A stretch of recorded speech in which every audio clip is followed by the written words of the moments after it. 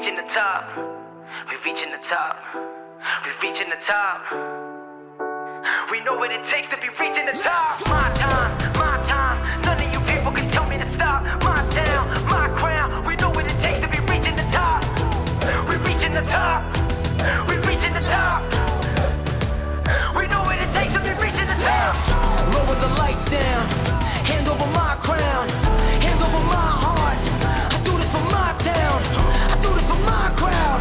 So turn me up real loud. My time, my time. None of you people can tell me to stop. Turning the track up. I'll never go back down. Hand over my heart.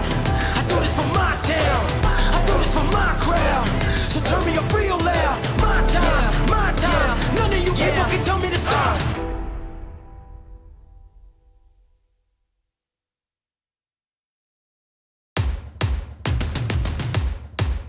Yeah. I'm ready to play now. Put me in the game now. I came here to prove it. I'm ready to do it. I can't be afraid now. Put me on the stage now. I'm ready to rage now. I feel like an animal stuck in a cage and I'm ready to break out. My time, my time. None of you people can tell me to stop. This time, like the last time, you better get ready to race to the top. I'm ready to do this. Show you what the truth is. I step on the field, it's time to get real. I'm feeling so ruthless. My time, my time. None of you people can tell me to stop. Lower the lights down. Hand over my crown. Hand over my heart. I do this for my town. I do this for my crowd. So turn me up real loud. My time, my time. None of you people can tell me to stop. Yeah. So what are you afraid of?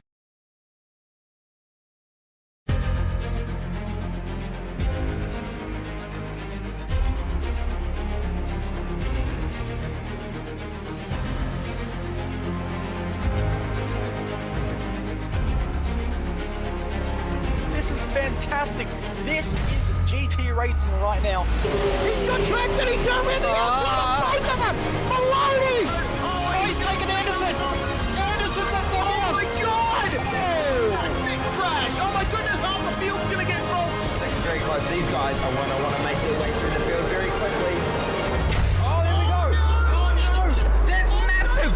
This is it! This is over! I can't believe this! Oh my god! God, what?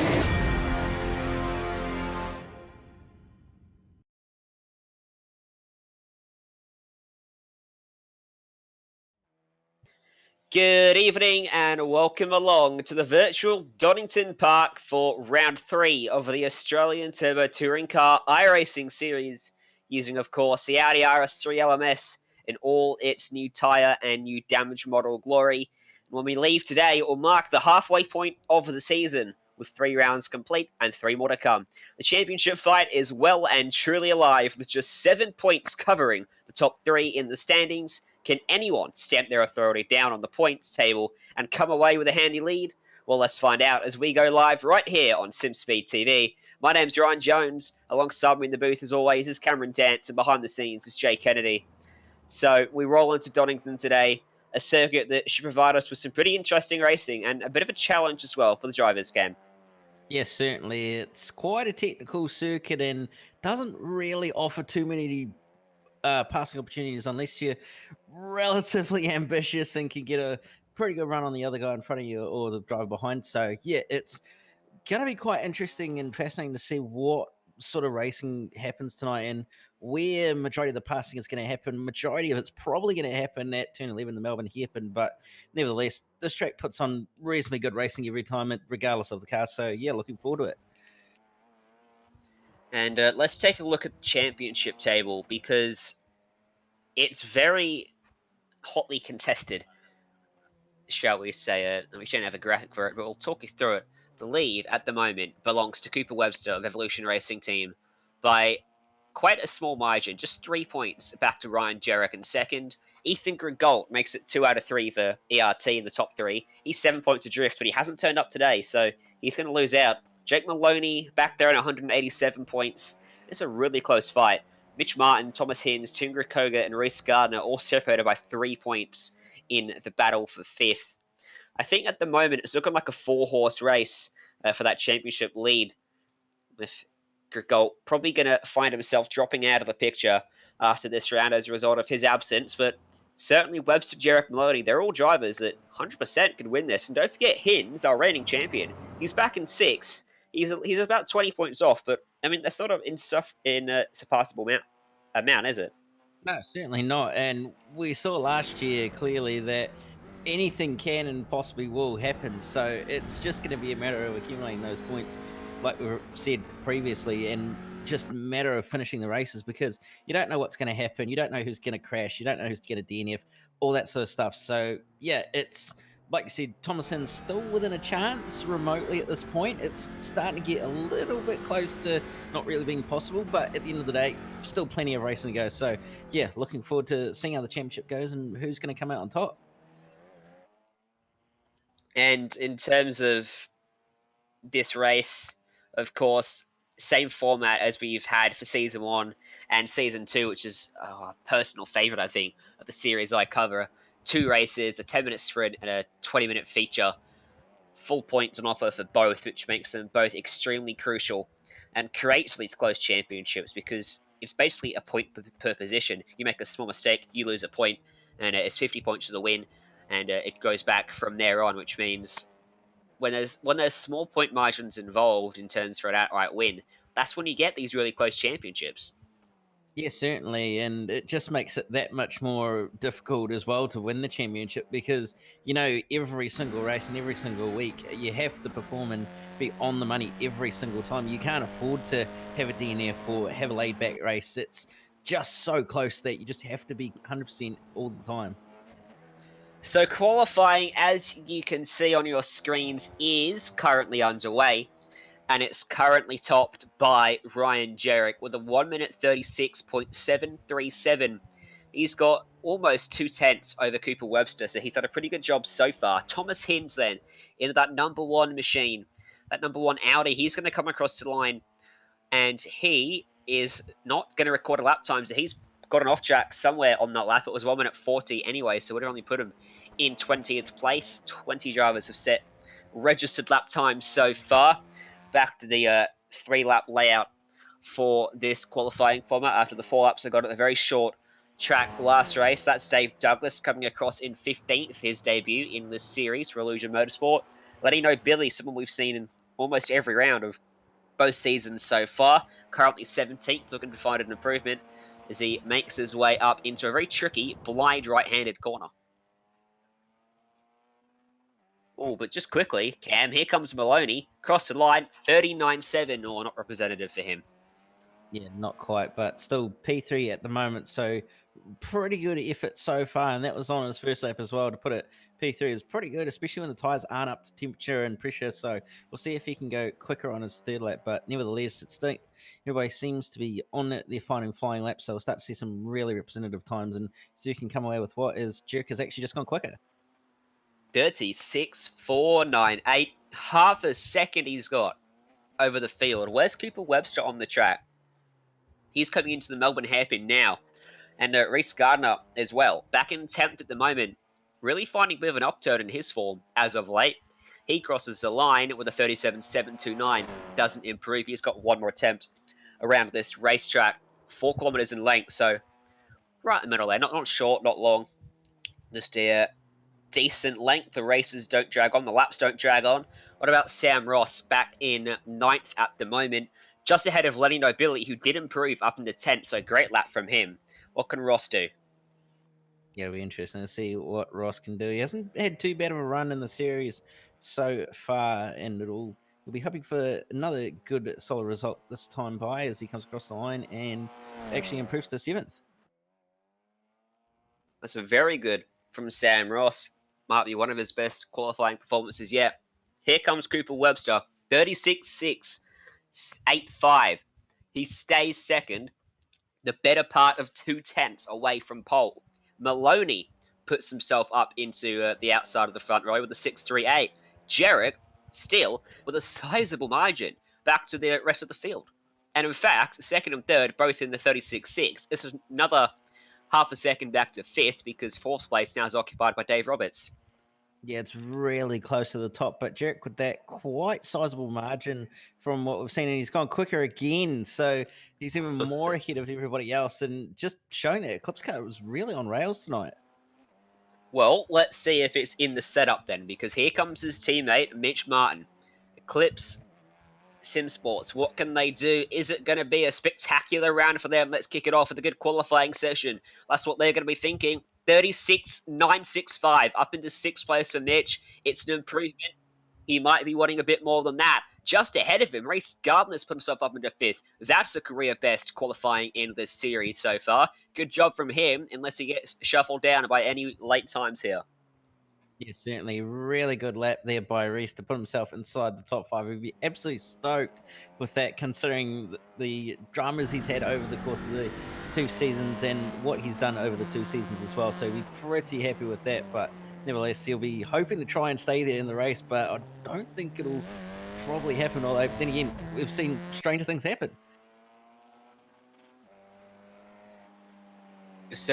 Certainly right. Ross Dallon, 1 minute 39 flat. He improves to 26.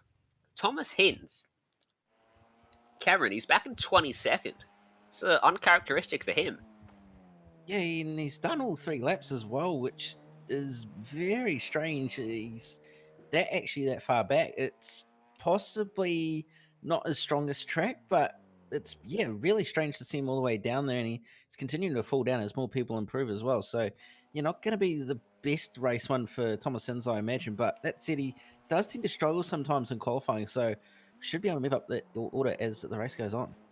Markowski knocked half a second off his time to go to 19th for watching Benjamin Dahlia, who's currently going to be aligning 29th if he can't put a marker down. He's going to run out of time, unfortunately, so he will start this one from 29th on the grid. He's unfortunately not managed to register a validated lap time on his first and only attempt of this 10-minute session. Another one will come at the conclusion of race 1, which comes up in just a moment's time. Let's go through the starting grid from Donington Park. This is how they line up here on Simspeed TV. Ryan Jarek on pole position for Eclipse. Trans-Tasman have Jake Maloney sat in 2nd. Cooper Webster and Dave Roberts start off row number 2. Reece Gardner and Mitch Martin start from 5th and 6th. Martin Turner starts 7th. Great qualifying from him. And Ryan Tudor from 8th. Daniel Towle, Sam Ross running out the 10. Then on row number 6, Lenny Novelli and Michael Yep, followed by Thomas Cole and Dean Ross. Row 8, John Halloran and Matthew Spencer. Row 9, Chris McPhee and Mia Ott. And rounding out the top 20 will be Jason Markowski and Joshua Cavallaro on row 10. 21st is Ashley Norman. 22nd will be Tristan Moore. Row 12, Thomas Hins back in 23rd with the debutant Dave Douglas from 24th. Bruce Ross and Ross Dallon starting 25th and 26th. Cameron Cousins and Jake Sperry from 27th to 28th. Final driver to set a time was Jake Sperry.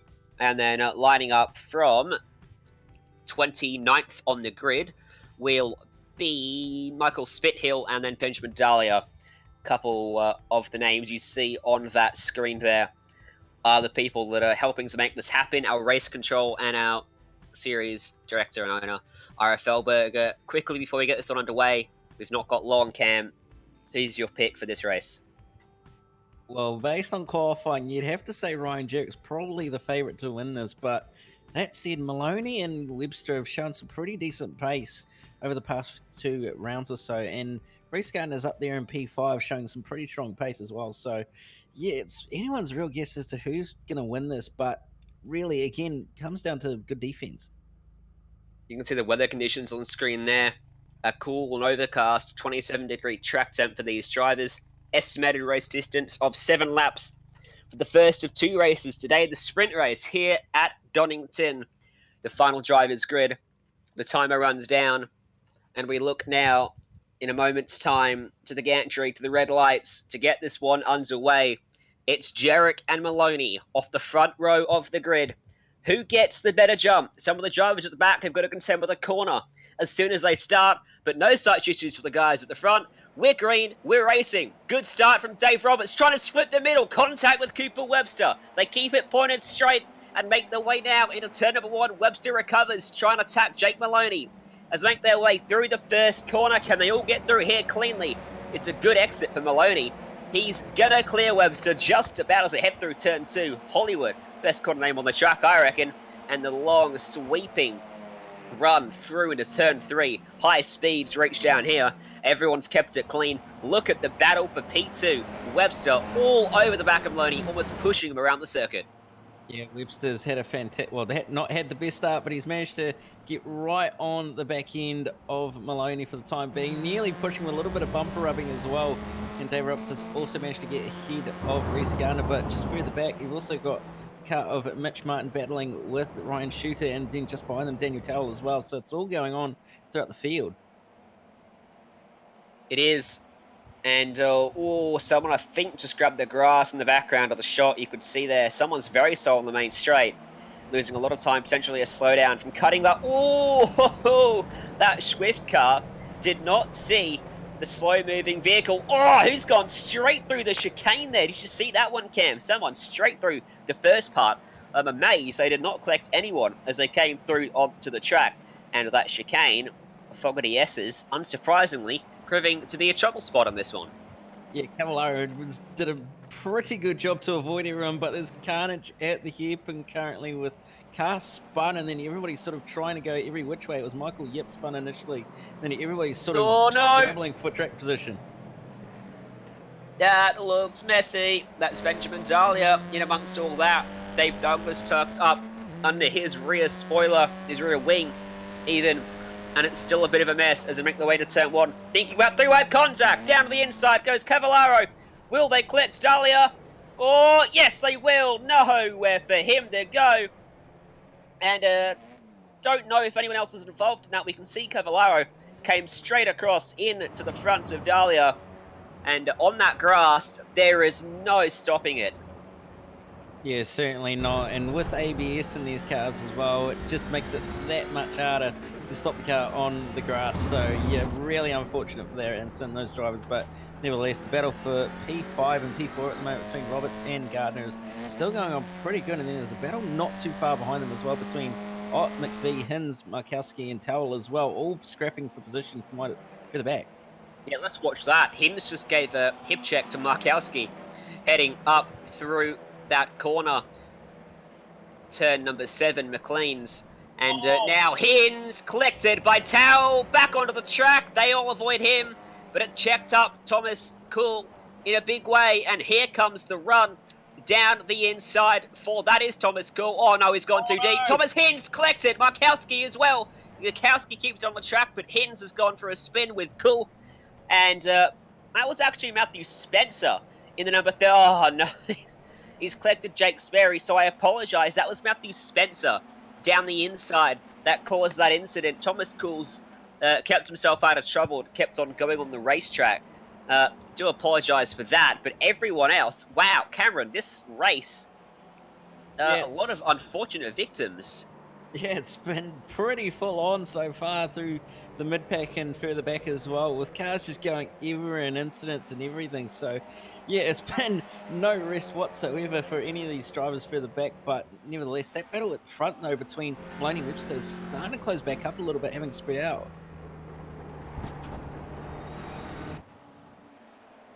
It is, it's at the line, it was down to 0.3 of a second, so it's still reasonably close as they take varying lines around this circuit, trying to generate a run out of McLean's. McLean's is such an annoying corner because it's a blind right-hander up a crest.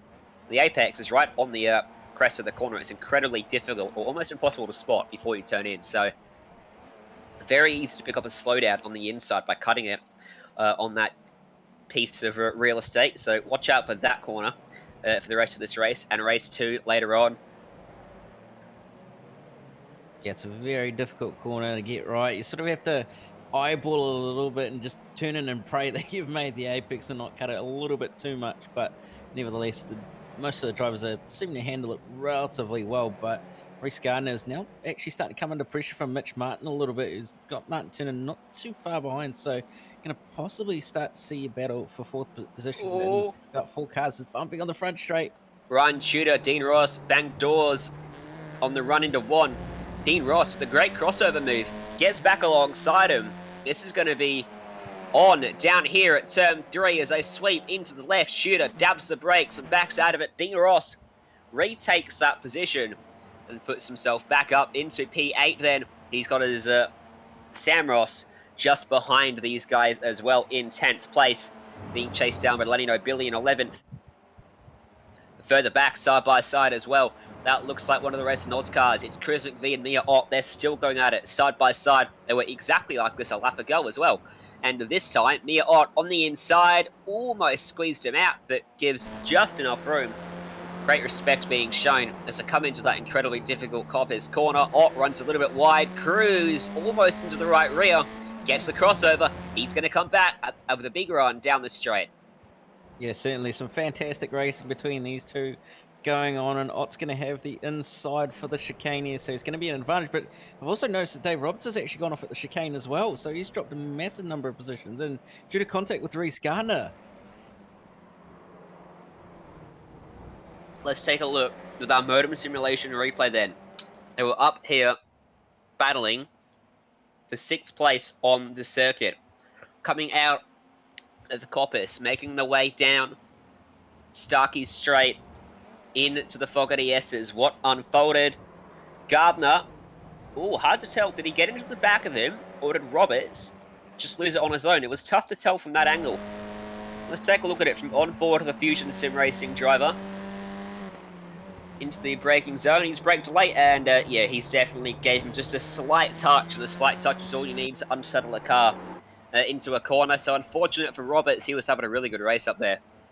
Yeah, he certainly was. He was doing really, really well to end up being in the position that he was, but really unfortunate for him at the end of the day. And it looks like Reese just an innocent mistake by the looks of it. And he's also made a mistake himself at turn 3, so he's dropped a few positions there, but nevertheless, there's still battles going on between McVie and Ott, and also looks like Shooter and Ross have started to close up, and I believe Ross may have actually got past as well.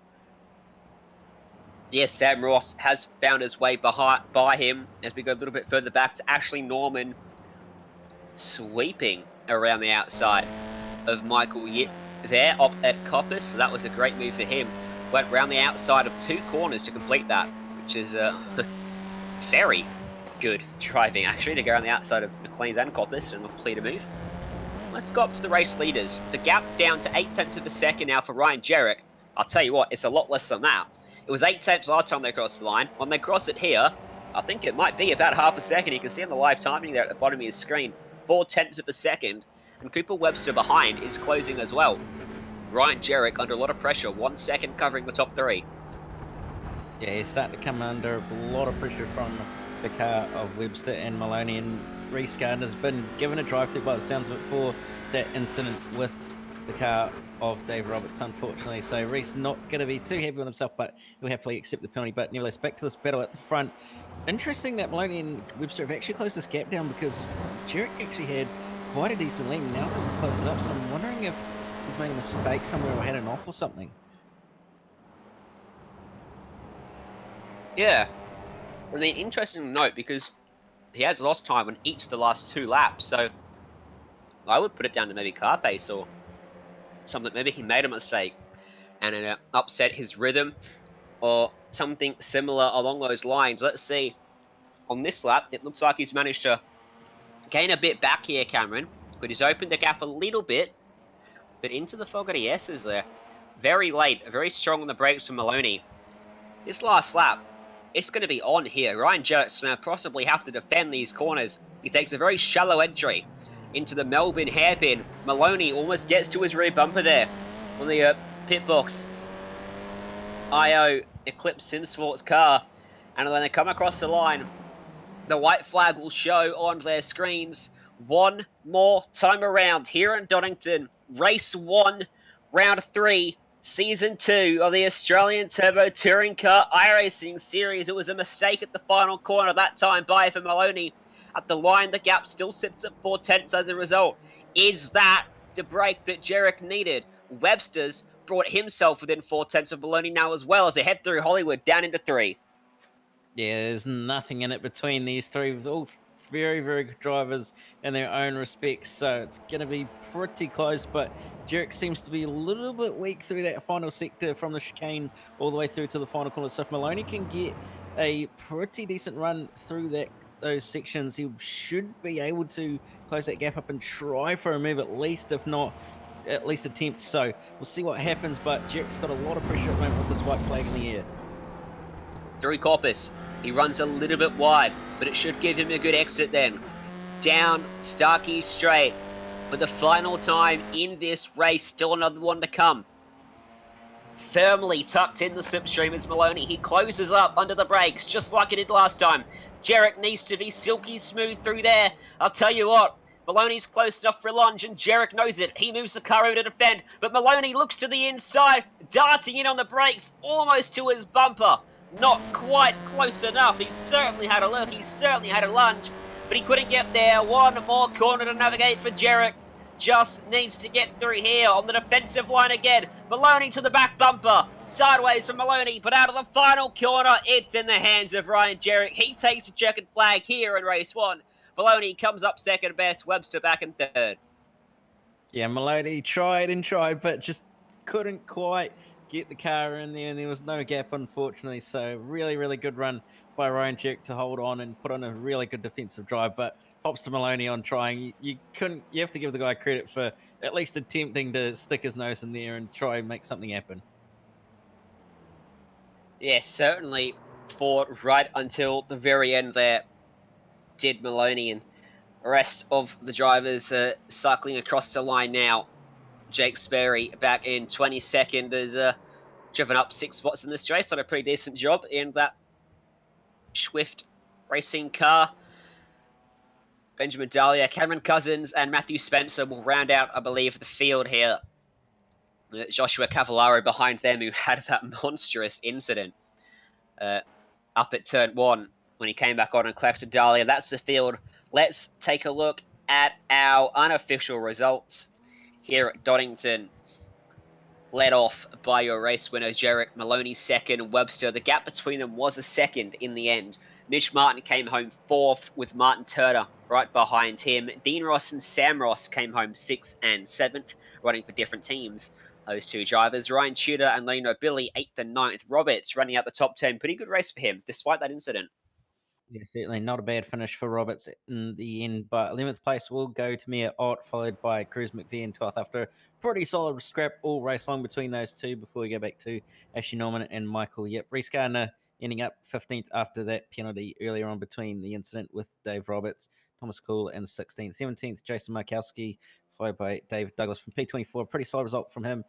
And John Halloran and Thomas Hins rounding out the top 20. And Hinsey actually managed to put a pretty solid move on at the final quarter, getting his elbows out on Daniel Tell, who is in 21st. And then we go back to Jake Sperry, Bruce Ross, Benjamin Dahlia, Cameron Cousins, Matthew Spencer, Joshua Cavallaro, Tristan Moore, and Ross Talon rounding out the field. Let's take a quick chat with our race winner, Ryan Jarek. Welcome up here to the Simspeed booth. Good job. You just about held on at the end. Yeah, thanks, guys. He put the pressure on me. That was a fun race. Certainly did. And what was the reason? You had a pretty decent lead, it seemed, halfway through that race, and then suddenly it just seemed to evaporate. What was the story there? It was all driver, unfortunately. Just got to push a bit harder for the next one, I think. Well, we have got race 2 coming up. It's a double the length of race 1. So, what did you learn in race 1 that you can apply to the second one today? Just got to push hard every lap around here, I think. The tyre drop-off's not too bad, so it's definitely a sprint race. All right, well, we look forward to seeing that full-out approach to race 2.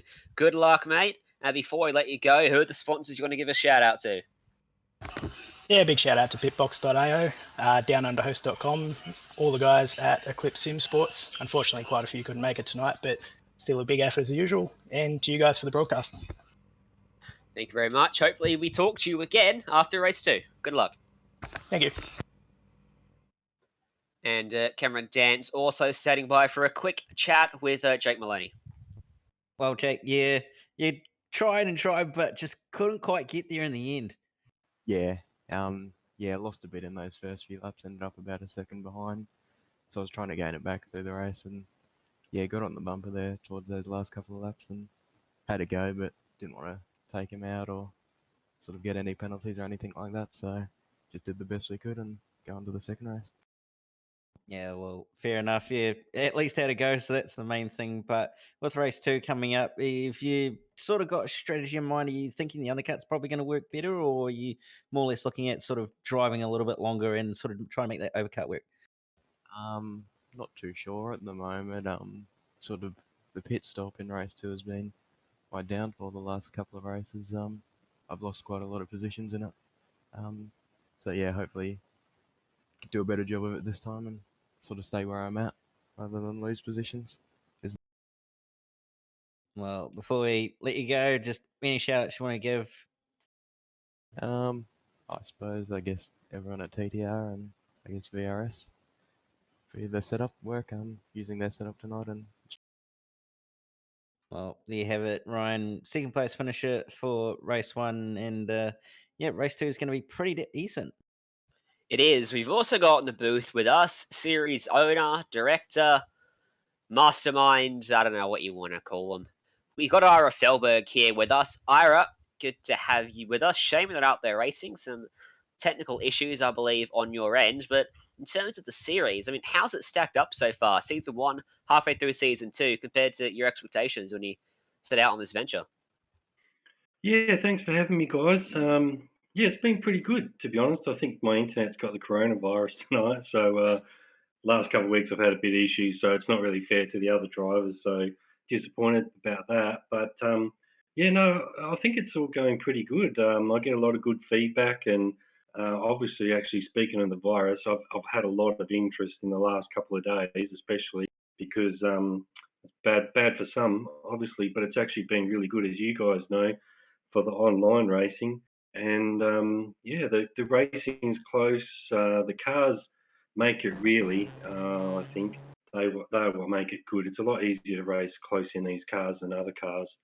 Um, so yeah, it's going pretty good. I can't complain too much really. I've learned a few things along the way, and because I'm new to hosting races, so ironing out a few things. But in all honesty, yeah, it's gone pretty much to plan so far. I can't complain. Yeah, it's been very fun to watch and to commentate. And you talk about the fact that you are still learning and, you had a lot of interest recently. So let's talk about the future. How are the plans shaping up? You committed to continuing with this series for more seasons, potentially an expansion to other aspects or other series? What's in the works, if there's anything you can reveal Yeah, to us? yeah, definitely. I think as you guys would appreciate the format, um, and how you even take your entries, how you process your entries, the format on the day, all these things actually make a big difference to your series overall. And having it broadcast and having race control makes a huge difference to the interest. So I put a format in place. I thought about it for a long time, but I put something in place which I thought, I was pretty confident would work. And I've actually got most of my sponsors are signed up at the moment till the end of season four. So we're definitely going to keep going. And it's sort of a bit of a user pay system. I don't know, most people don't understand, but you pay $2 a round, and that's basically what covers all the costs. And I think by putting a small value on it as well, what you don't get is the 1 week wonders. Really, when I started this series, is I wanted a bunch of guys all racing together each week because that's what has the closest racing. iRacing great, but there's also a few things about it that are not so great, and it tends to be the blow-ins. Because people rock up, they couldn't care less. They want to race 1 week and they'll wreck somebody. And there's guys out there who are not necessarily that quick, but they're committed to racing every week, and so I view all my drivers as customers. And at the end of a series, I ask myself, did all my customers have a good experience? Because if they have a good experience, they're more likely to come back. And yeah, I do have plans to basically take this format with other cars, but it's a matter of finding time slots and trying to get three teams of people to all come together and we're getting there. So I'm in no hurry. I'd sort of rather do things properly and then progress. You know, you got to crawl before you run and all that. But yeah, it's so far so good. And I think the most important question of all: who's your pick for the championship? Oh well, man, Cooper Webster, that dude's seriously fast, isn't he? Um, I don't know. I'd really like to see Ryan Jarek win. I think I don't know. I don't know how much racing Cooper's done, but Ryan's got the experience of last season as well. And so far, interestingly enough, this season, I know the guys at the front haven't really kind of had many issues, as in, banging doors and off track. And I think as we come down to the last couple of rounds, that could change. And as you said before, 1.1 car, it does make a difference. So it's got to come from probably those two guys, I would say, at this stage. But anything can happen. I think the last round last season, there was about 6 or 8 guys actually in the mix. And look, it's one of those things you say it's unlikely to happen, but as I say, right, if you keep throwing darts at the dartboard, like eventually you're going to hit the bullseye. Yes, you're exactly right with that. And thank you for joining us up here, Ira. It's good to chat with you as always. And My pleasure. hopefully we get to see you back on the racetrack in the not too distant future. Yeah, hopefully I'm getting my internet sorted out in the next week or two, so I'll be back out there. All right. Well, good luck with that. Now, Cameron, we have got some very important business to attend to, not least of which is thanking our sponsors, RMS Race Management Service, RSW Graphics, and also Simfinity, who, Cameron, as you know very much so, offering up a pretty decent prize at the conclusion of round 4. Yeah, certainly. It's a quite substantial prize of a casual 80/20 sim rig that is worth $900. So, yeah, can't complain if you're going to win that. All you have to do is enter a few rounds, and yeah, you're into the draw. And not too bad to pick up $900 rig for the low price of, well, $4 if you compete in 2 rounds. So hopefully we get to see maybe on a broadcast who picks up that rig, but we'll have details on how that draw will take place in not too distant future, I imagine. We're now underway for qualifying, and times are being set here. 10-minute qualifying, same as race 1. Except difference is it sets the grid for a 20-minute race. If you are new to the series, the 20-minute feature race does feature a compulsory pit stop in which you have to take a minimum of 2 tires. No one's going to take 4 unless they have serious issues, because it is going to cost way too much time that is insurmountable to catch back up in the rest of the race. The strategy comes when you talk about, do you take lefts, rights, fronts, rights, diagonals, rears even. It's a lot of options for a 2-tire stop. Yeah, it certainly is. And we've seen all sorts of strategies and heard all sorts of strategies from drivers as well.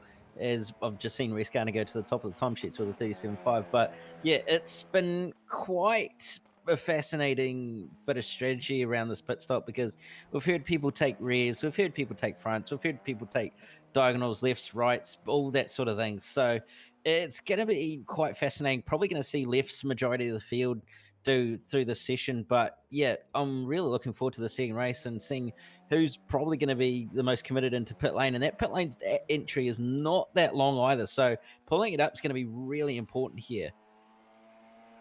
Hey, quick, screenshot this. Reese Gardner's on provisional pole position. I can make that joke because he's, is, of course, a very good friend of us here at Simspeed and a commentator. And talk about the commentator's curse. I open my mouth and he gets deposited back to 4th within 3 seconds. Yeah, only fitting that it would happen, and it would be Maloney as well to go straight to the top with Ryan Jarek in second, and it's a pretty decent margin that Maloney's put on there as well with the 4/10. It is, and see if he maintains that for the rest of the session as they continue to do more and more laps. It was Ryan Jarek that put out that big margin in race 1. Cooper Webster, hello. A 36.5, 6/10 of a second to Maloney, 9/10 of a second to third on back. That's massive after lap 1. Yeah, after a second lap, actually, it's pretty substantial. Reese Gardner going through on his second lap now to start his third, and he does actually improve. So up to P3 for the time being. But yeah, third lap's now starting to come in, and this is where it's going to get real interesting. What can Tristan Moore do? Currently back in 19th place, the 1 minute 39.954. He completes his lap, doesn't set a lap time, so he got an invalidation somewhere on the racetrack, which is a 0 times or a 1 times. You get a 1 times, which is an incident point, if you run off the circuit and utilize some of the grass or the out of bounds areas on the racetrack, which keeps it nice and clean and fair when it comes to qualifying. Martin Turner currently back in 7th place. He is gonna, as well, pick up an off track somewhere on the circuit as Ryan Jarek leapfrogged back into third just in front of him. Yeah, Mitch Martin also to P2 for the time being on his third lap now, so we'll see whether he can go quicker. But going to be interesting as Webster's starting to come around the final few corners to finish his laps now, so whether he'll go a little bit quicker or not will be a big question. Let's see, Cooper Webster coming across to complete his final lap of qualifying. Current margin, and it's increased. It's back to just over half a second to Mitch Martin in second, who's still got one more attempt at it. We look back to Reese Gardner, who's fallen almost to the outside of the top 10. He's currently sat 8th. He's on the fringes. 37.393 improves to a 37.049. Good stuff for him. He goes back up to 4th. Ryan Jarek's only 3rd. He was the runaway qualifier in race 1. He hasn't found that same pace here for race 2. What can he do? He's come through the S's now. Dean Ross goes up to 8th place. Good improvement from him. Thomas Hinds is up to 9th, by the way, so much better session for him, Cameron. Yeah, certainly. He'll be a lot more pleased with the second qualifying compared to the first one. And obviously, starting a lot further back in that first one, it didn't really help his cause to have to gain too many positions. But I've just seen Mitch Martin come into pit lane, so he's bailed out of his third lap. And so is Mia Ott as well. So people actually thinking that third lap's actually not really worth anything as Ryan Jarek comes across the line. 36.3. Yeah, it is. It's not worth anything, you said, Cameron. Well, look at that improvement from Jarek. He found 6.5 tenths on that final effort. Puts himself a 10.5 quicker than Webster out front. Fantastic lap from him. Dave Roberts back in 7th. Can he find similar margins on lap 3? 37.1 becomes a 36.8. He goes 3rd. Good stuff from him. Who else have we got out on the racetrack? We've got Dave Douglas for Illusion Motor. Nope, he's aborted his lap too. Oh, I think I might know why he's aborted that lap. That front bumper, not particularly well attached to his machine anymore. Yeah, it was that car's looking a little bit sight for sore eyes, and he's been sitting there for a while. And he's actually quite a substantial hit with the wall as well. So car's There we go. Here's a replay. probably in a slightly second hand, as you've just seen on the replay, off on the grass, straight into the wall, and then bouncing across the track into the other wall. He is not even got within a mile of making that. I reckon that might actually be a failure of some sort for Dave, because that car, that throttle, never lifted once, and the car never steered once either. So something bizarre happening there for Dave Douglas. What about Jason Markowski, one of the last drivers to set a time? He's going to get it in by about 10 seconds to spare. He comes through the final corner, currently 26. His best is a 1 minute 39.03. It doesn't look like he's going to improve because look, that time was already up around 1 minute 43, and he does get invalidation too. So the grid's set. This is how they're going to line up for the feature race here for round 3 of the season. And your pole sitter for the second time in a row, Ryan Jarek. Cooper Webster starts second. Roberts again from 3rd. Top 3 unchanged from race 1. Mitch Martin starts from 4th. Maloney from 5th. They switched around from race 1. Gardner 6th again. Daniel Towle and Ryan Shooter 7th and 8th. Dean Ross and Thomas Hinds 9th and 10th. Just outside the top 10, Martin Turner and Mia Ott on row 6, 13th and 14th on row 7. John Holleran and Ashley Norman, followed by Sam Ross and Joshua Cavallaro on row 8. Row 9, Chris McVie and Michael Yip in 17th and 18th. And surprisingly enough, in P19 on row 10 is Jake Sperry, and then running at the top 20 will be Benjamin Dahlia. And then we have Matthew Spencer, Letino Billy, 21st, 22nd. Dave Douglas from 23rd, ahead of Bruce Ross, Thomas Cool, Jason Markowski on the outside of row 13. Tristan Moore, Cameron Cousins, 27th to 28th. Michael Spithill from 29th, ahead of Ross Stallon. And that will round out the field. 30 cars then for race 2. Who gets the jump? Race conditions almost the same as race 1. Estimated race distance 13 laps, curiously not double the length of race 1 despite the time being double. That's probably down to the pit stop they've got to make at some point. Not a particularly long pit stop here in terms of what they need to take, 2 tyres, but the lane itself is relatively short. So the loss won't be quite as bad. What strategy games are we going to see played, both in terms of what they take and in terms of when they take it? We're going to see everything from the end of lap 1 to just before the white flag amongst this field. That's how it's played out in the first 8 rounds of this championship's history. Of course, 6-week seasons are to go, and they're an absolute blast because the championship fight is well and truly alive. Every round of the season is always a talking point, and it's no less today. Ryan Jarek looking to make his mark, put himself back in the picture. Can he go back-to-back in Donington? As we get set, and we get green for race 2. Poor start from Jarek. Here comes Webster and Roberts.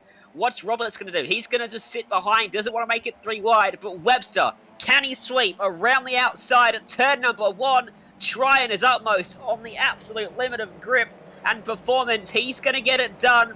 Well, still a slight overlap for Jarek, though. Webster and Jarek will run side by side through turn 3, and Webster going to take it away. He goes to the lead. Great move from him. Poor start from Jarek. He's got to fight back now.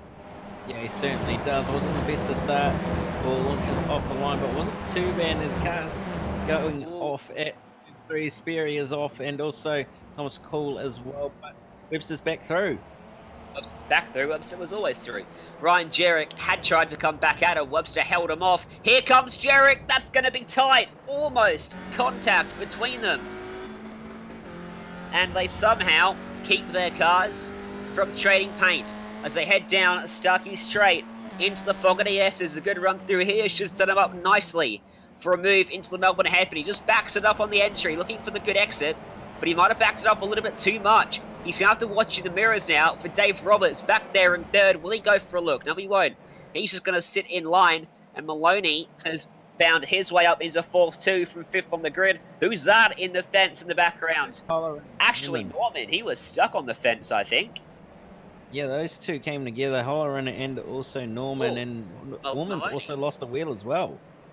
Jet Maloney, live pictures, has gone backwards, so to speak, and he's come into the lane, but he lost an absolute ton of time. He went back to about 10th place before he made his pit stop, and he comes in right in front of Mia Ott, who was running around in 11th, so strange. He must have picked up a slowdown in the Fogarty S's there.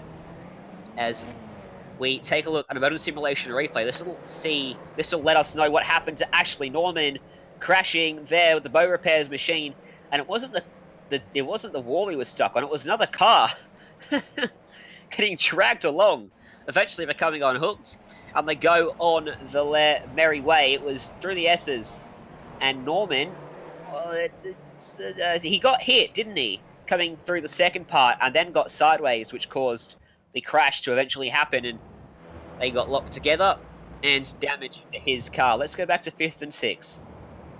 Yeah, the battle for 5th and actually 4th, including 6th as well, between Hins, Martin and Towell, all pretty close together at the moment. Hinsey obviously not having the best of race 1, so he'll be wanting to try and recover some points and a result in the second race, and he's all over the back end of Mitch Martin here, and he's going to be setting up a pass the inside at the Melbourne Hairpin here. Is he going to have enough overlap? Yes, he will, but barely going to pull it up though. A little bit squealing on the brakes and a little bit of door banging as well for good measure.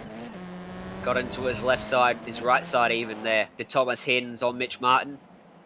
Bump and run through the corner. Completes the move, nothing too untoward. Ryan Tudor with a big dive to the inside. And Mitch Martin has to sidestep him there to avoid contact, so he loses 2 spots in the space of 2 corners. We're a bit displeased with how that unfolded as you see more drivers dive in to pit road. pit exit here too is a little bit untoward. It comes right out onto the racing line, the braking zone for turn 1 too. So that can be a trouble spot at times as well as it continues to unfold. Ryan Tudor, a poor run, and Mitch Martin looking to go back by him through turn 3. Tudor backs out of it, and oh, right behind him was Martin Turner, wiping his nose across that rear bumper. Yeah, Turner had thought about making a move, but just couldn't quite get the run and wasn't quite enough space either, so you have to sit station for the time being. But a really good move by Mitch Martin to get on by. And now this is going to be interesting because we'll have to see whether Martin possibly pits here or whether he decides to fight with Towell and Hins again to see if he can undercut them or not.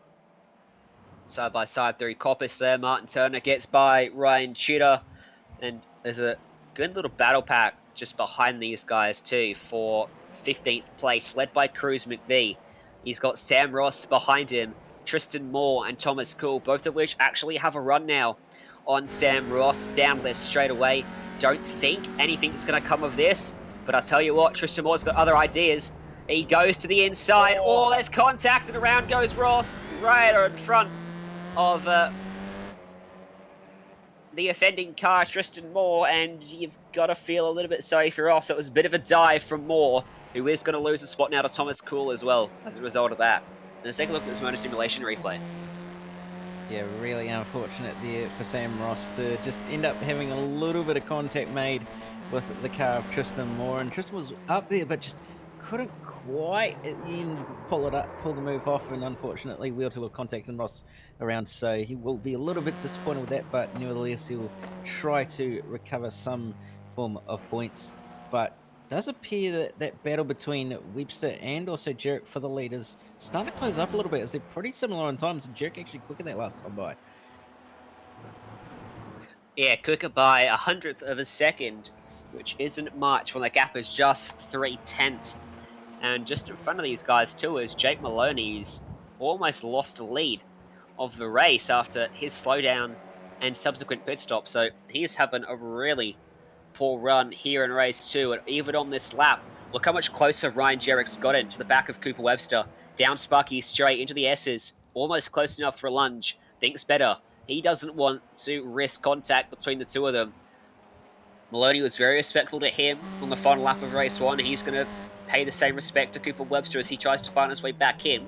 How respectful is Maloney going to be as he gets lapped by the guys he was racing for the lead of the race?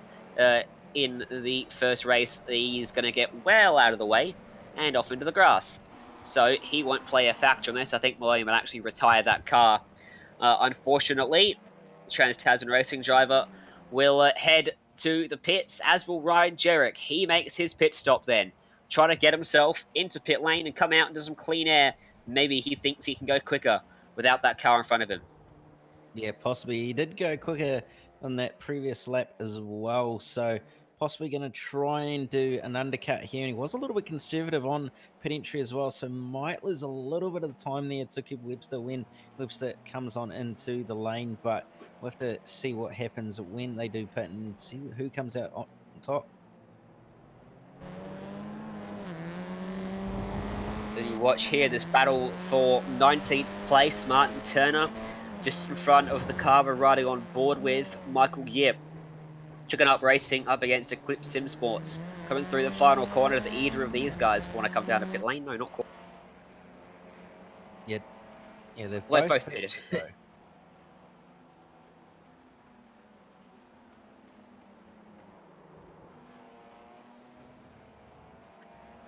Ryan Jarek is the lead car that has made a pit stop, and he's currently circulating in 14th place. Cooper Webster did not respond immediately to that stop, so he's staying out at least for some more time on the racing track. As Reese Gardner back there in 21st, you can see Joshua Cavallaro back in 22nd, coming under maybe in a moment's time some pressure from John Halloran. We'll see how that one unfolds as we ride on board with Halloran as they make their way up into McLean's.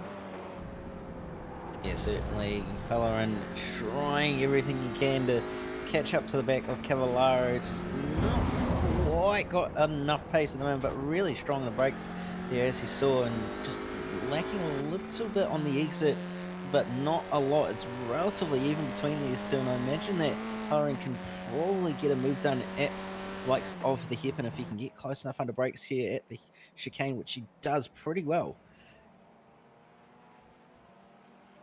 He did a good job on the entry, but the exit was poor from him, and he loses a lot of time in that battle as a result. So Cavallaro given a bit of breathing room. Just up in front for 19th place, Martin Turner coming under a lot of pressure from Michael Yip and Reese Gardner, who actually gets to the inside as Mitch Martin comes out of pit lane just in front of these guys. And Gardner's on the wrong side of the track for turn 1, and Yip will move across in front of him. Gardner makes a move to the inside, but not got enough overlap. Might be a little bit deep there from Michael Yip, and it was. This allows a run for Gardner on the approach to Hollywood, almost 2 tyres on the grass to make that move happen. Going to try to go round the outside at turn 3. Going to be a brave man to do that. They go through there nicely with no contact, and he completes the move at 4.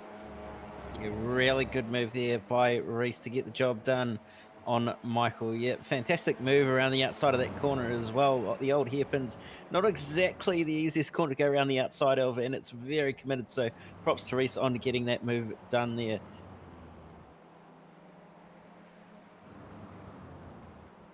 And he'll now try to chase down Martin Turner just in front of him. Mitch Martin came out in 12th place, just behind Ryan Jarek.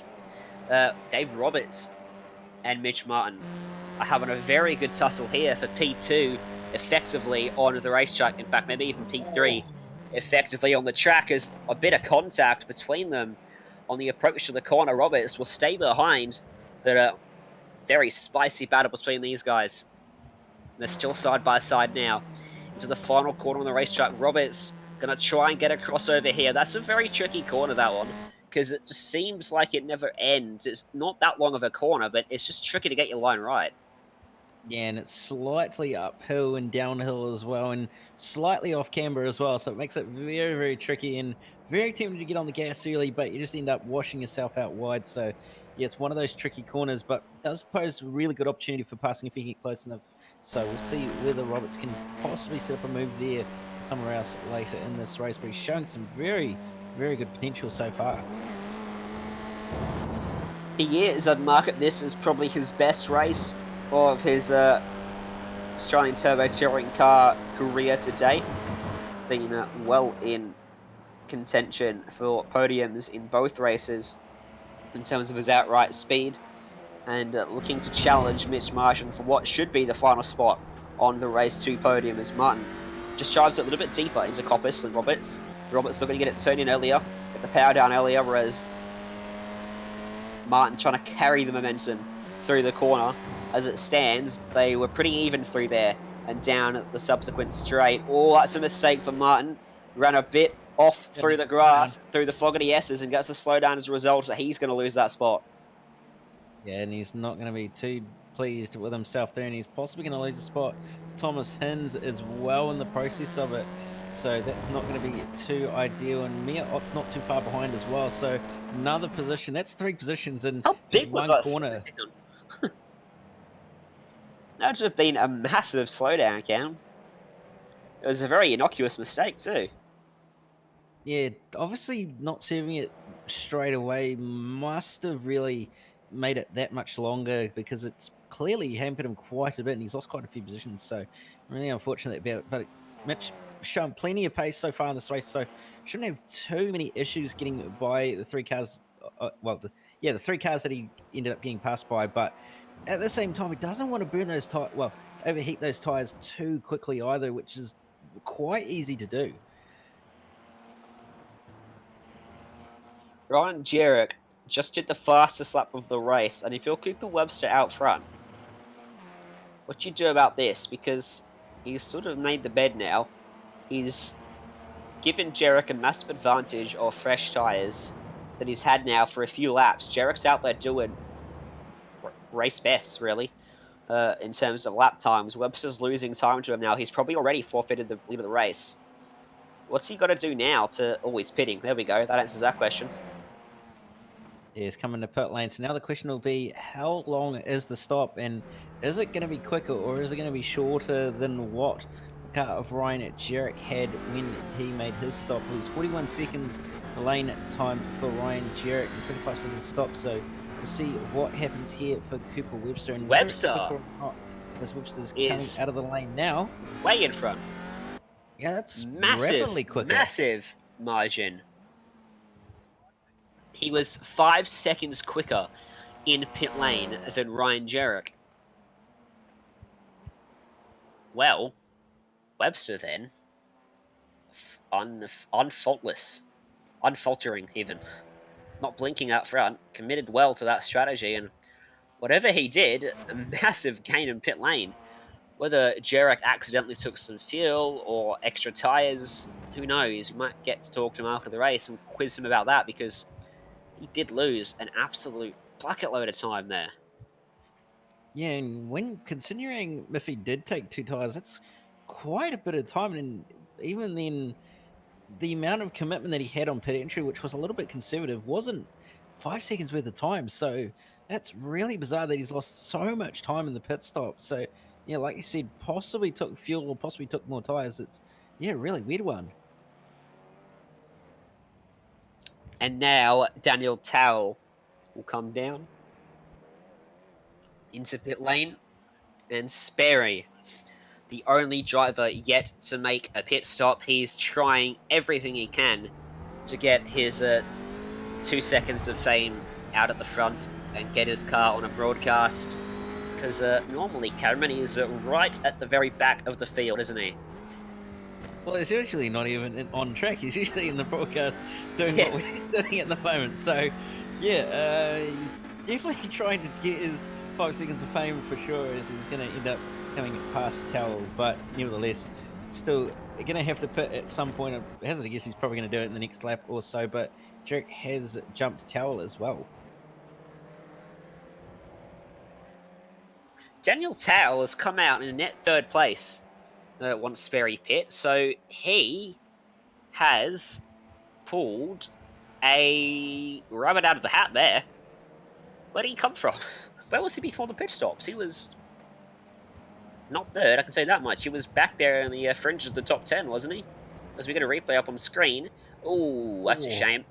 Ryan Shooter coming into contact with Martin Turner. And I wonder if Turner addressed that. We see from the onboard he hasn't addressed it yet. He didn't, and he's been given a drive-through by the sounds of it as well for it.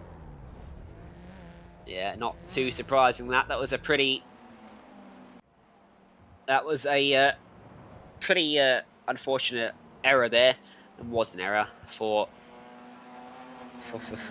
the chicken up driver, and that mistake will cost him quite a bit of time, as Mia Ott now trying to hold off Mitch Martin, the 7th. Ooh, a mistake through there. She's going to be under a lot of pressure now into Melbourne hairpin. Martin shows that nose, dives down to the inside, trying to pull it up for the very square almost looking hairpin. It's not rounded off like you normally see hairpins these days. Yeah, it's a little bit of a strange one, that one. It's quite a long one as well, with the fact that it is a more square approach, but nevertheless, reasonably good by Martin. And Spears actually missed his big box. He's actually had to reverse into it. Here we go.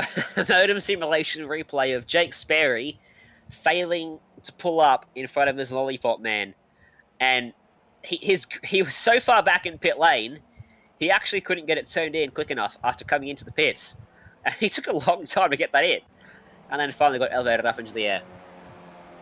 Yeah, he certainly did. And the fascinating bit is he's on a controller, so this turning is almost instant compared to a wheel, where you've sort of got to turn the thing a few turns or turn it quite a bit, whereas on a controller it's sort of instant with your thumb, which, yeah, that's really, really weird for Sperry to end up not actually making the pit box. Yeah, that's proof that you can drive on a controller, in some cars at least, but you won't necessarily be quick with it. I think it's actually impossible to be quick with a controller. You can handle it, but you can't be fast with it.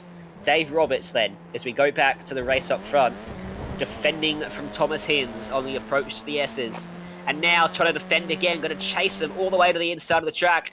Gets himself back onto the racing line because Hinds has got that overlap. and there's not much you can do about it now other than try to get a crossover as they come out of the hairpin. Can he do it? No. Hinds completes that move. He puts himself up into P4, and a great drive from him after an incredibly lackluster race one. Oh, that's deep from Roberts. He threw the car in a massive lunge.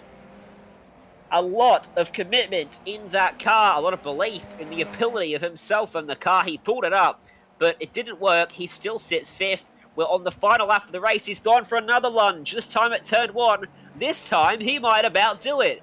Hinds couldn't defend that. Roberts almost clears him, and I think he has now through Hollywood. Thomas Hinds then. Well, he's going to have to get aggressive to get back by Roberts. There was some big dive bombs from Dave there. But credit to him, he pulled it up. And Mitch Martin now has clawed his way into the back of this battle too. For best of the rest almost behind the top three. They're 5 seconds off the podium. Does Hinds look into 7? No, he doesn't. He just gave him a touch on the entry to that corner into the left rear. And I think it actually tipped Roberts' car into the corner quite nicely. And Hinds still trying to show the nose up into Coppice. But it's not going to put Roberts off. Just a couple more attempts at least for Thomas Hinds left to try and get P4 back. Yeah, certainly Hinds is going to try everything he can. He's going to look to the inside of Roberts, but not quite. Going to have enough overlap to get the move done. If he can set the run up out of the chicane, he should be able to do it, but not quite going to have the run. But Mitch Martin with a solid run, getting it down in towards the hairpin here. But Cooper Webster out front has driven a very good race, a great strategy game from him. He picks up race 2 and gets his championship lead just a little bit bigger as Jarek backs up his win with a second place there. And behind, there's a change almost, I thought. Mitch Martin was side by side with Thomas Hinds, but he was on the outside, won't complete that. And those 3 drivers don't change their positions in the final lap. Yeah, Hinsey just barely held the position off Mitch Martin, but nevertheless, really good battle. But battle going on for P15, 16, and 17 between Cavallaro, Martin Turner, and also Halloran. And Halloran's up the inside of Cavallaro, but Cavallaro is going to hold around the outside, run a little bit wide, and this is going to allow Martin to try and get a run over the line, but not quite going to have it. Not quite. Great battle to the end with those drivers then, as everyone else comes across. And that will conclude race 2 and round 3 of the season. Another great round here in the Australian Turbo Touring Car iRacing Series, brought to you by RMS Race Management Service, RSW Graphics, and Simfinity. That's your final unofficial results. The margin, 7 seconds for Webster, one of the biggest margins of victories we've seen in this series, full stop. Daniel Towle back in 3rd from Dave Roberts and Thomas Hinds in the top 5. Mitch Martin, Mia Ott, Dean Ross, Reese Gardner, and Michael Yip running up the top 10. Very good run for Yip there. That might be a career best. Yeah, very solid run from Yip. But Chris McVie just outside the top 10 in P11. Bruce Ross in P12 on 24th. Very solid recovery from him. Ryan Shooter in the 13th, followed by John Halloran and Joshua Cavallaro and Martin Turner. After that fantastic run to the line between those 3, Dave Douglas in at 17th, 18th, Thomas Gould, Benjamin Daly at 19th, and running at top 20, Lenny Nobley.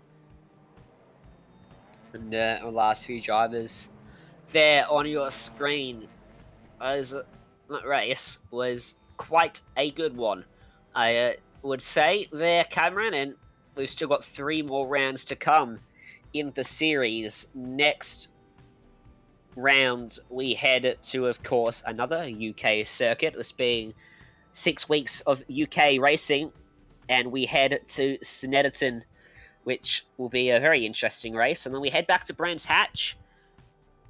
No, we don't. We head to Halton. Yes, we do. Excuse me. I had it right. I second guessed myself. We head to Snetterton, then we head back to Brands Hatch to the GP layout, and then back to Silverstone, where we run the full layout of that circuit as well, which is something that they do in the British Touring Car Championship, 2 visits to those tracks each season as well. So let's talk then to some drivers. The first driver to jump into the booth is actually Ryan Jarek, our 2nd place man. So we'll talk to him first, because he's the only one that's jumped in so far. Well, couldn't quite back it up from race 1. You lost a lot of time in pit lane. Talk us through that. I was just a bit overly cautious coming into pit lane and then stopped too early, so I had to roll forward again into the box and then caught a bit of lap traffic on the way out, but it was an awesome race again with Cooper at the front there for a little bit. Yeah, so you lost 5 seconds in the end in the pit stop phase. That cost you, which is a shame because it looked like you definitely had the pace to take it to him. To start, though, I don't think that quite went to plan, did it? Not quite as good as the race 1 start there, so I might have to work on that. Talk us through the process starting these cars. And I know there's different settings that you have available to you in terms of your rev launch limit or something along those lines. How have you sort of gone about testing out the best way to get these cars launched? Because front wheel drive does make it a little bit tricky, especially if you have to navigate a slow car in front of you. I haven't actually changed anything on the car. I've just been holding the brake and giving it not many revs, only about 3,000 and not much throttle. And you just got to be gentle from there once you come off the brake. All right. Well, let's see if anything changes then for next round and you get a little bit of a better start. In terms of the championship, you were just a few points adrift of the leading trio. You might be the man in third after Grigolt's unfortunate no-show today. Are you still thinking that the championship's alive? Cooper Webster might come out of here with a slightly bigger lead than you. In fact, I think the margin between you all stay the same. Are you still confident? You think you can beat Cooper over the last 3 rounds? It seems like you might be the man to beat. I think I'm second in the championship and probably 2 you're points right. behind Yeah. Yeah, so I'm really looking forward to the rest of the season. We just seem to keep getting a bit better every round and there's still a bit more in it. So we just got to find that extra bit and see how we go. Well, best of luck with that. Can't wait to see how that championship fight unfolds between you two and maybe some other people in that mix. You've already given shout outs to your sponsors. You want to go through that again? Or is there anyone else you want to give a shout out to? Just the usual, pitbox.io, downunderhosting.com, everyone at Eclipse Sim Sports, you guys for the broadcast. And in the first race, I forgot to thank Ira for putting on the series. So big thanks to him. It's been awesome fun. Certainly has. Thank you very much. We will probably talk to you next time. Cheers, guys. Your second place getter equal round winner with Ryan Jarek, with our next man, Cooper Webster, standing by with Cameron Dance.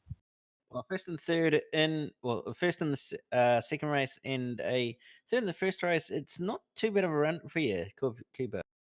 Yeah, that was not a perfect night, but definitely one that I'll put in the books. That first race wasn't on it as good as Maloney and Ryan there, but the second one, yeah, I really pulled it back. I think the main part was the start of the race. That really put me in a good position and just gave me good momentum for the rest of the race. Yeah, as well. Just talking about the start for a second, you seem to be on the better side of doing these starts, and just take us through what sort of technique there is. Do you sort of have little bit of throttle, or is it a lot of throttle, or what's the story? Yeah, I practice these starts a lot. I use the feature, the handbrake feature in these cars, and just ride the clutch, and then release the handbrake as you go. But yeah, you just usually play around with the throttle, depending on the track temperature as well, and how hot and cold you think the tires will be at the beginning of the race. But you don't always get it perfect, and as you saw in that first race when the third row behind me got a grouse start and got alongside me. But yeah, but that last one I got it pretty good. Well, with Snedstone next up on the calendar, track we don't tend to see too often around the place. Are you looking forward to it, or is it possibly going to be one of your struggles? No, I'm looking forward to it. I've run there a couple of times in the V8 Supercar. I personally enjoy it. I think it's a really unique track, and there's a few little tricks and that you can use around that track. But yeah, I'm really looking forward to that next round as well. Well, before we let you go, just any shout outs and thanks you want to give? Yeah, of course. I'd like to thank Panther Racing Fuel and MIR Raceline and all the boys in Evolution Racing Team for all their support. Well, there you go, Ryan. You first place winner of race 2, and I believe we have Daniel Tell standing by with you. Here we go, Daniel Tao. Congratulations, mate. You walk away with P3 in race 2 today. A massive improvement from your first race. Oh yeah. It didn't go too well, I guess, in the beginning. Got a cut track before the back straight, and that put me back all the way. Had to fight through that. Lap 1 slowdowns certainly quite a bit. Now, correct me if I'm wrong, but I believe this would be your career best finish here in this series. So far, yeah. So far, I can only get better for you, and good to finally have you on the Simspeed Discord. I had to invite you in here. Yeah. First interview? It is. It is. Well, welcome. This is the booth. This is where we just slag off Jay 24/7. Now, in terms of your race strategy seems to be a good one because you seem to come from relatively nowhere to suddenly find yourself looking at a podium. Yeah, I usually put a little bit of fuel in just to be sure. You can never know if you want to do pit early or continue going, but I had decent pace, had a bit of space, so I kept going. Yeah, so you talk about that.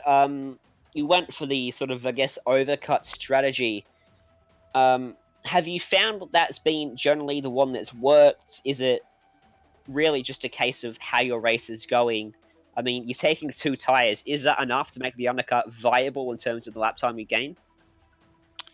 Depends. I mean, if you're a little bit further back in the pack, battling around, you kind of want to just get the heck out of there, you know? But if you got a bit of a clear space, you know, you can put some laps in and the overcut will work. I usually have a pretty good starts these days. I used to be the worst starter. I just sort of didn't know what to do. I just sort of floored it and went. I think it was Laguna Seca last season. But I figured out how to start the car now, so managed to get a couple positions each race. No, don't worry. I still have no idea how to launch these things. I've been trying to get ideas from everyone how to do it because they are quite tricky, the front-wheel drive cars, both off the line and in general. So this being career best for you for this series, do you feel you're coming to terms with the car a bit more? Yeah, I've sort of put myself to run it more throughout the season.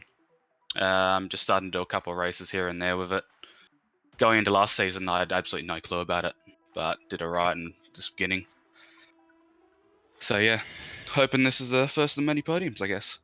Well, hopefully it is, and hopefully we get to get you back up here in the comms box.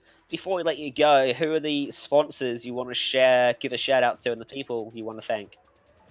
Well, not really many sponsors at all, just sort of running this on my own. But a few of my buddies cheering me along. Can't do it without them, hey? Certainly can't. Well, there you go. If you're a sponsor wanting to support an up-and-coming driver, here's your man, Daniel Tao. He needs some sponsors. Get on board. Well, good job today, Daniel. Hopefully we get to talk to you again soon. Will do. Thank you. You're a third-place getter then, Daniel Tao. Cameron, another good round of the series. It never fails to deliver. No, it certainly doesn't. It's been fantastic all the way through up until this point, and it's only going to get better from this point onward, especially when we head to Snetterton. Most certainly. So Snetterton next week at the same time, 6:30 Queensland time, 7:30 Daylight Savings Time next Wednesday night. Before then, plenty to come on Simspeed. Make sure you like us on social media and subscribe to YouTube to stay up to date with everything as it comes. But tomorrow night, the ODSE 360 series goes racing at Fairbury, I believe, for third round of that season. And then on Friday night, our double header with the VRS GT Sprint Series and the Truck Series. And of course, NIS on Saturday, Friday night, Eastern Time. That will be a lot of fun. A lot to come this week. Make sure you stay tuned. From myself, Ryan Jones, from Cameron Dant alongside, and of course, Jake Kennedy behind the scenes. Thank you so much for tuning in, and we will catch you next time.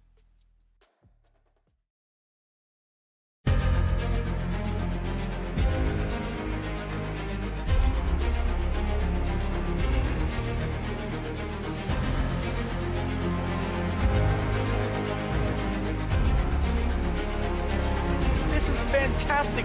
This is GT Racing right now.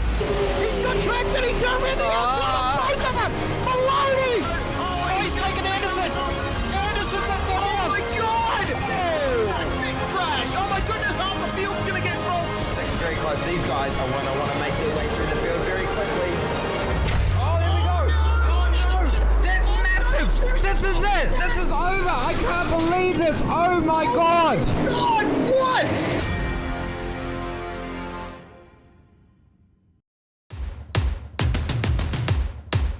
Yeah. I'm ready to play now. Put me in the game now. I came here to prove it. I'm ready to do it. I can't be afraid now. Put me on the stage now. I'm ready to rage now. I feel like an